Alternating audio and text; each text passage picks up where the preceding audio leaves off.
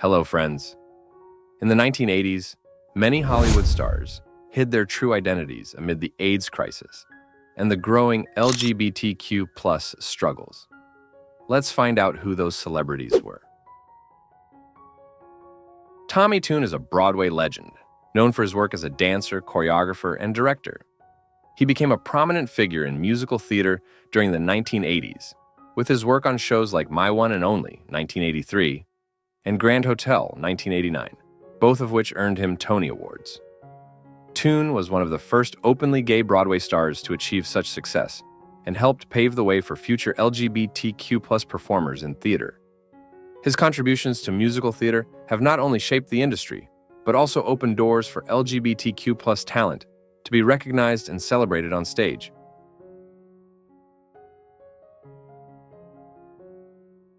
Known as the Queen of Disco, Sylvester James, was an openly gay artist whose music was not only iconic for the disco era, but also for its groundbreaking exploration of LGBTQ+ themes.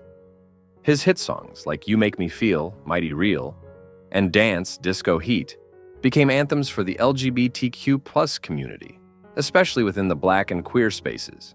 His flamboyant style, powerful vocal performance, and unapologetic embrace of his gay identity made him a cultural figure of great influence.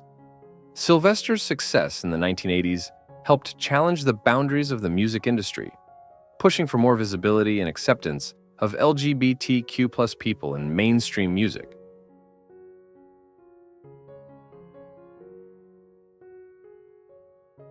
RuPaul's rise to fame began in the late 1980s, although his most significant mainstream breakthrough would come in the 1990s. Initially known for his work as a drag queen, RuPaul's first public performances in New York City's club scene helped shape the world of drag culture as we know it today. RuPaul's work in the 1980s, including his appearances in music videos and the underground club scene, made him an icon within the LGBTQ+ community. However, it was the creation of RuPaul's Drag Race in the 2000s that brought drag culture and LGBTQ+ issues into the global spotlight, making RuPaul one of the most famous LGBTQ+ figures worldwide. His early years in the 1980s laid the foundation for this broader cultural shift toward greater acceptance and visibility for drag queens and LGBTQ+ performers.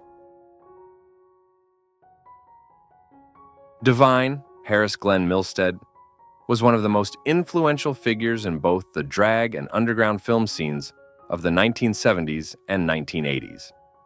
Known for working with director John Waters, Divine became a household name after starring in Pink Flamingos, 1972, and later in Hairspray, 1888, a film that would eventually become a cultural touchstone.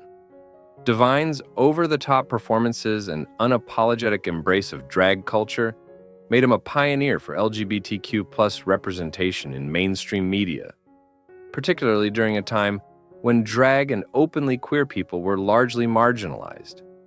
Divine's success in the 1980s further helped validate the visibility of queer performers, paving the way for future generations of LGBTQ+ artists in film and television.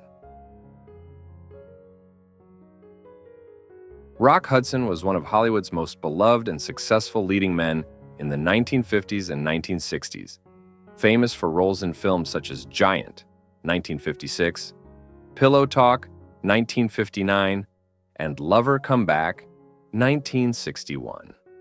His good looks and on-screen charm made him a favorite with audiences, but his sexuality remained private for much of his life due to the industry's reluctance to embrace openly gay actors. In 1985, however, Hudson became one of the first major Hollywood stars to publicly confront the AIDS epidemic when he was diagnosed with HIV and passed away. His death raised awareness of both HIV, AIDS, and LGBTQ+ issues in the public eye, marking a turning point in the visibility of gay people in the entertainment industry. Hudson's story also highlighted the stigma around homosexuality and AIDS during the 1980s, drawing much-needed attention to both. Melissa Etheridge began her music career in the late 1980s, gaining significant recognition with her soulful voice and rock music style. Though she publicly came out as a lesbian in 1993, her influence on LGBTQ+ culture began earlier. Etheridge's early music, filled with themes of love, identity, and self-empowerment, resonated deeply with LGBTQ+ audiences. Her coming out in the early 90s was a turning point for LGBTQ+ musicians and helped to normalize the presence of openly queer artists in mainstream music. Her continued advocacy for LGBTQ+ rights and her open embrace of her sexuality helped inspire a generation of young LGBTQ+ people, particularly those in the music industry. Ian McKellen, one of the most respected and versatile actors in theater and film, publicly came out as gay in 1988.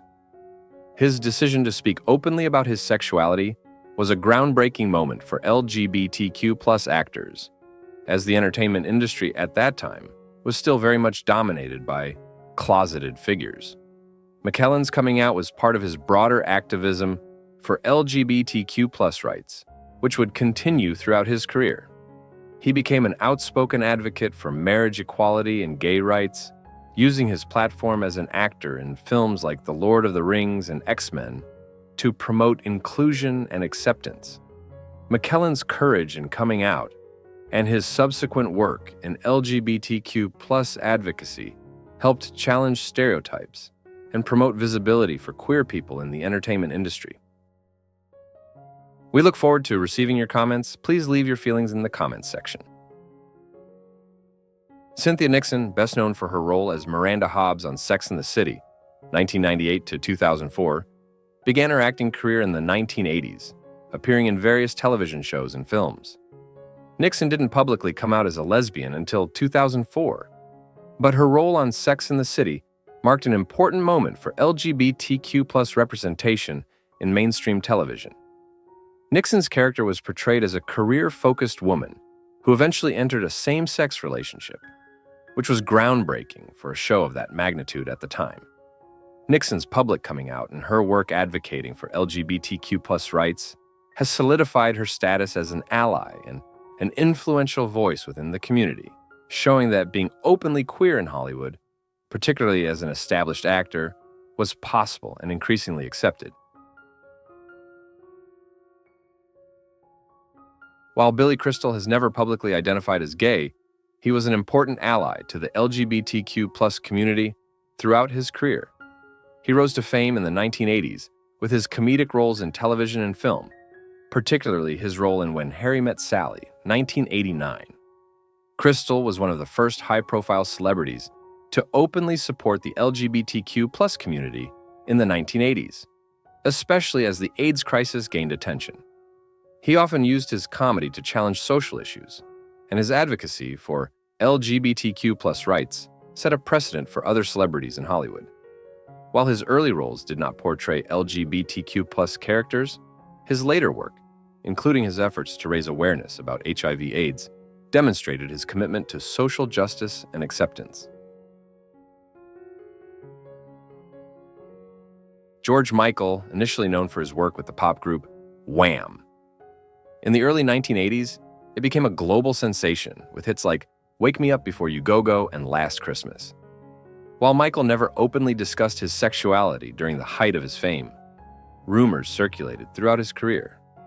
His public coming out in 1998, after a much-publicized arrest for indecent behavior, made waves not only for his career, but also for its broader implications on the acceptance of LGBTQ+ individuals in pop music. Michael's coming out in the late 90s followed years of pressure, but it helped to normalize LGBTQ+ visibility in pop culture, and his open advocacy for LGBTQ+ rights made him a significant figure in the community. In the 1980s, his rising popularity as a heartthrob created a platform for him to become a role model for LGBTQ+ fans later. Thank you for taking the time to watch our video. See you in the next video.